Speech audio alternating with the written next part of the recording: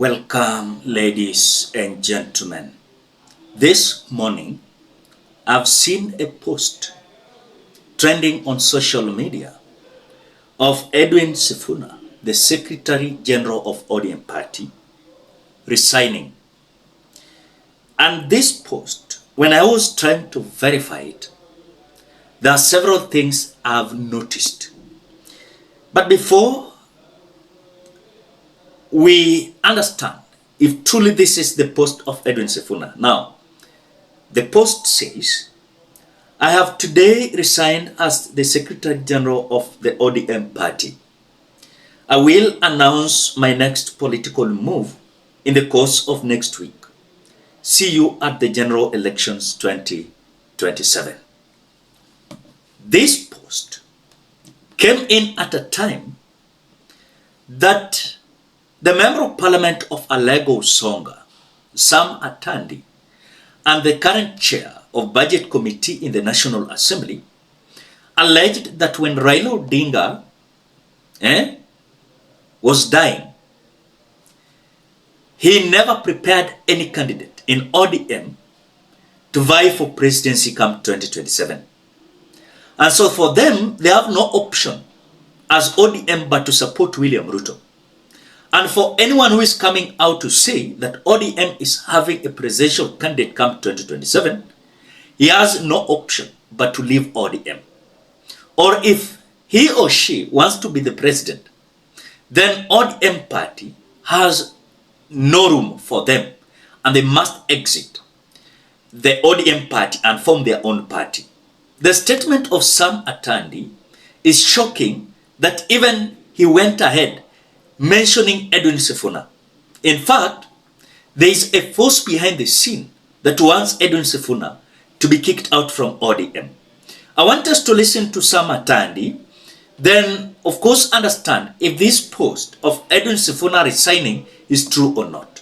There are a few leaders in ODM who have claimed that before Raila Odinga passed on, that he did not endorse President William Ruto, and that the ODM party should be able to field a presidential candidate 2027. I want to challenge those leaders because from where I sit, there is nobody in ODM who can run for president as at now. Because Raila Odinga did not prepare anyone to run for president. If there's a leader there who thinks he can run for president, come out and also tell us whether you have capacity to defeat President William Ruto.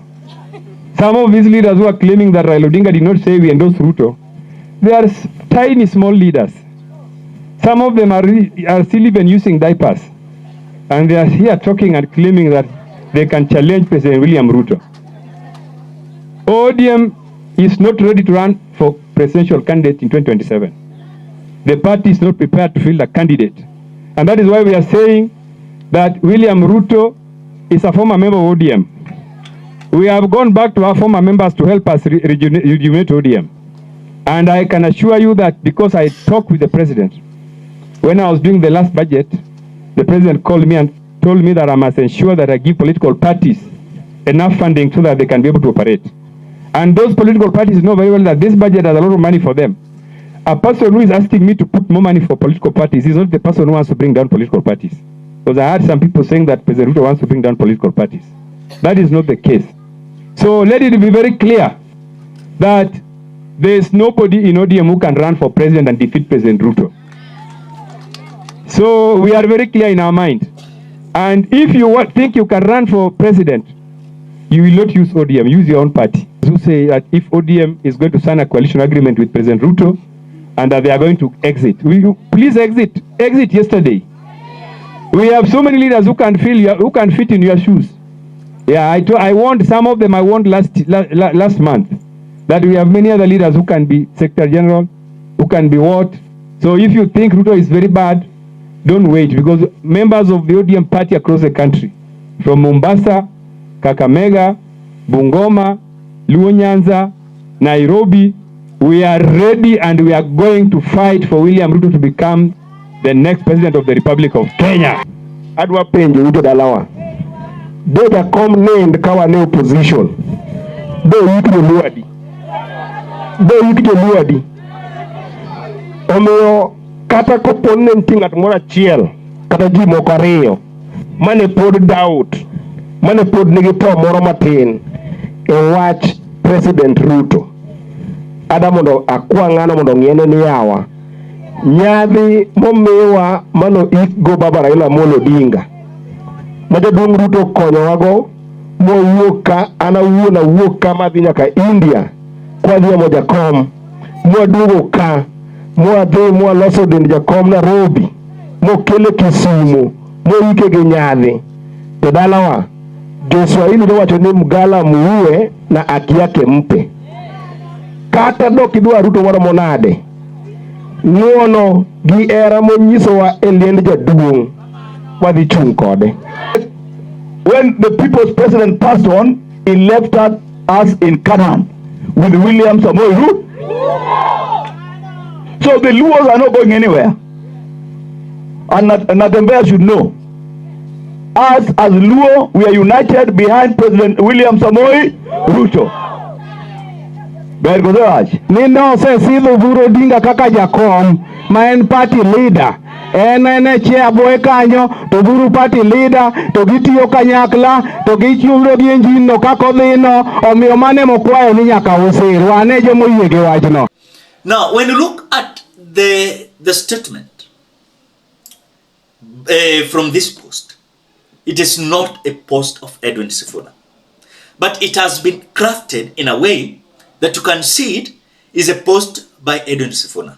In other words, they want to portray that Edwin Sifuna is so sure about his resignation, which I know behind the scene, he understands that this might happen, but for now, this is just a propaganda that is being, of course, spearheaded by people like Sam Atandi and several members of parliament in ODM who are feeling like that Edwin Sifuna held a contrary opinion while Raila Odinga was alive. In fact, many times, Edwin Sifuna has reminded these individuals that we don't think anywhere. And if they can substantiate anywhere that Raila said that they have resolved that they are going to support William Ruto's re-election. And that is what Raila Odinga has said many times before his death. So I'm wondering, at the time that people like Atandi, they are now glorifying William Ruto. They are now saying William Ruto is the king. The mistake I saw in Mount Kenya region is the same mistake is repeating in Nyanza, where Mountain declared William Ruto as the king of Mountain. The same thing, these Luo members of parliament are declaring William Ruto as the king. I saw a certain blogger saying that Oburu should be the party leader because Oburu does not have any ambition. That Oburu will not drive the party in high speed. That Oburu, sometimes I listen to this blogger, I wonder if he understands what he's saying. You want to tell me that ODM party has no ambition? And if they have ambition of making someone to be the president with that party, then they have no option but to adopt William Ruto as the party leader. But to say William Ruto to be in UDA and them to converge with UDA, then William Ruto's mission is to completely destroy ODM party. Look at this scenario this way. What if Oburu has been seen as a weak individual that will not force ODM to have a presidential candidate? And because the bargaining power of Oburu itakuwa chini, then it will be easier for William Ruto to take control everything in ODM. But for this blogger who is saying that it is better for Oburu to be the party leader because he has no ambition, why should they give someone who is having ambition so that ODM can be strong? At the moment you're giving William Ruto first priority than giving ODM party priority, it means you are ready to destroy ODM party. And I told you here, if these individuals together with their bloggers, they are not serious and they're not curious, I can tell you without any fear of contradiction, before even 2027, we'll not be having ODM party. We'll not be having ODM party. I thought that ODM was to install someone who is having an ambition for presidency. That will make them gain more members of parliament kwa ground. Because when someone wants to be the president, he must ensure that he's having MCAs. He must ensure he's having members of parliament. He must ensure he's having senators. He must ensure he's having governors. But at the moment, ODM party is being given a weak candidate. The way I've seen a blogger, my fellow blogger, saying it is better to give ODM a weak candidate because ODM for now does not have or does not want an ambitious candidate in ODM. Then I'm asking myself, what is his reason? Come on, ODM is a national party. It takes the ODM and his bloggers to destroy it. I thought that yes, Oburu was to just ashikilie tu kidogo tu. Si mbaya. By the way, I'm not against Oburu Odiga ashikilie tu. Wacha ashikilie. But before 2027, let the ODM party have an ambitious candidate that will lead them. If they decide to work with William Ruto, William Ruto will see ODM as strong. But for now, William Ruto will see ODM as useless, as a shell, as nothing but total rubbish. A collection of fools and idiots. Ambitious that, oh, William Ruto is our king.